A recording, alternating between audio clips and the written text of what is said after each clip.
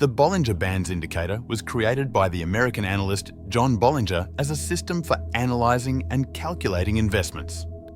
For the first time, information about the indicator was published in 1987. How it works: Bollinger Bands consists of 3 lines that form a corridor that measures the current volatility of the market.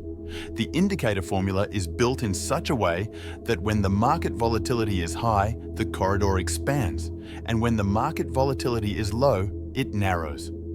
The middle line is just a moving average, 1, and serves to identify price deviations from the current trend, and the upper and lower lines serve as support levels, 2, and resistance, 3. Trading recommendations. The following strategies are most popular with Bollinger Bands. 1. Bollinger Lines Rebound Strategy. This strategy is used to identify a trend reversal. When the price of an instrument goes beyond one of the outer lines of the indicator, there is a high probability that the chart will reverse and go in the opposite direction.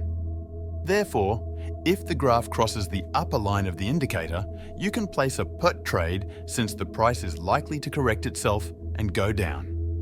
Likewise, a call trade can be entered when the chart crosses the lower line of the indicator.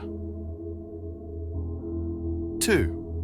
Line compression strategy. In cases where market volatility is low and the outer lines are closing in on each other, there will usually be a breakout. In this case, when the price crosses one of the outer lines, the trend will continue in that direction. The indicator settings, you can edit both the appearance of the indicator, the thickness and color of the lines, as well as the background color, and its period and deviation.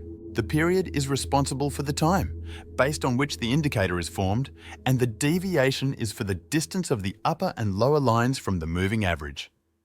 Start applying the described strategies in your daily trading and watch your trading results improve. And see you next time!